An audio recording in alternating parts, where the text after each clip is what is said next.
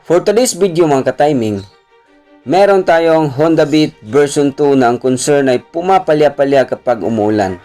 And after pumapalya-palya ay merong check engine indicator na lumalabas sa kanyang malfunction indicator.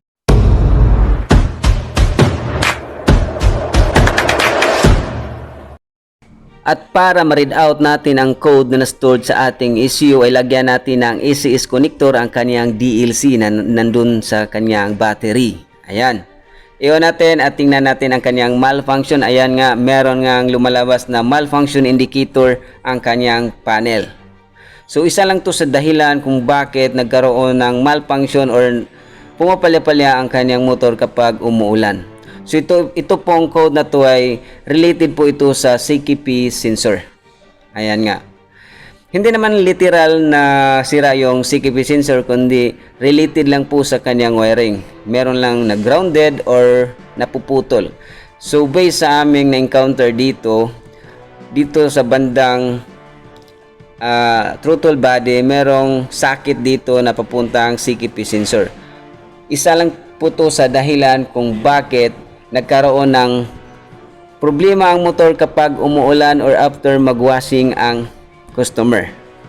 So dito, kung nakaranas kayo ng ganitong problema sa inyong motor, puntahan nyo lang tong sakit na to dahil nandito po nanggagaling ang kanyang problema. Ayan nga, makikita natin na merong tumatama sa kanyang wire harness. Kaya nga nagkaroon ng grounded papuntang crankcase. Ayan. Ayan, so makikita natin dito na merong mga indicator sa kanyang crankcase na sumasayad nga ang kanyang wiring. So ang gagawin natin, i-expose natin, tanggalin lahat ng mga electrical tape at tingnan natin kung ilang mga wire na naputol at i-shield natin ng mabuti. At gamit tayo ng cable tie na huwag nating hayaan na mangyari ulit sa ating harness na sumasayad sa kanyang engine. So ang gagawin ko, i-shield ko at lagyan ng cable tie at itie ko sa kanyang throttle cable. Ito po yung pinaka-safe na paraan na hindi na magkaroon ng grounded sa tuwing umuulan. Dahil kapag binabayaan mo ang ganitong problema sa inyong motor, ay masisira ang ECU. Kaya nga huwag nyong pabayaan ang ganitong uri ng problema sa inyong mga motor dahil napaka-importante na maagapan ng maaga para ma-save pa yung life sa ating ECU. So dito, makikita natin na isa lang yung wire na naputol or nagkaroon ng grounded sa kanyang crankcase. Kaya nga nagkaroon ng problema kapag umuulan. So ang gagawin natin dito, since na-expose yung wire, lagyan natin ng electrical tape at siguraduhin natin na hindi na sumasayad ulit sa kanyang crankcase. Yung gawin natin, lagyan natin ng cable tie at itie natin mismo doon sa kanyang throttle cable. Ito po yung pinaka-safe na paraan para hindi na magkaroon ng problema kapag umuulan. Dahil hindi na magkaroon ng grounded sa mismong wire ng CKP papuntang crankcase. Alright? So kung tapos na natin itong na-shield, kapag tingnan natin yung kanyang malfunction indicator, since na naka-stored na, ay hindi pa yan mawawala. Ang gagawin natin, i-delete natin yung code at i-reset natin ang ECU. Alright? So yan lang ang ginagawa ko. Binalik ko na yung airbox at kinibultay ko doon sa kanyang throttle cable. Ayan. Kahit umulan, hindi na yan magkaroon ng grounded. Alright. So ayan, nakasalpak pa rin ang ating ACS connector doon sa DLC.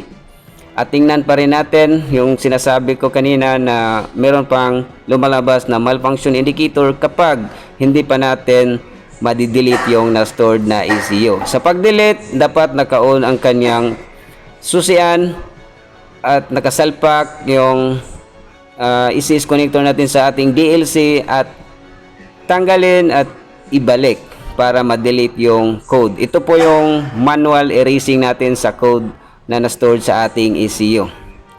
So napakadali lang kung alam nyo ang proseso at Sana nagustuhan itong video na to at huwag kalimutang mag-subscribe, mag-share at mag-comment kung meron kayong katanungan. So sa mga nagtatanong dyan kung saan natin mabibili ang ACS connector, hindi po natin ito mabibili kung saan-saan dahil ito po ay provided sa Honda dealer. Okay? So kung may bala kayo na mag-reset at mag-delete sa ating code na na-store sa ating ECU, meron namang maraming video dyan nag-i-instruct kung paano natin gamitin ang paperclip. Ito po yung pinaka the best na paraan kung paano natin i-reset at i-delete ang code. Alright?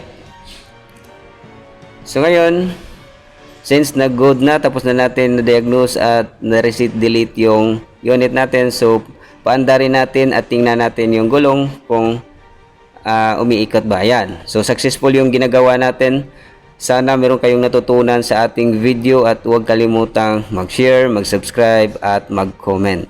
Kapag nakikita ni YouTube na maraming nag-i-engage sa ating channel, i-promote niya yung channel natin at magkaroon ng maraming views, maraming subscriber, at ito po ay makatutulong sa ating paggawa ng content. At hanggang dito lang tayo at salamat sa palaging panonood at ingat sa pagdi-DIY. Alright?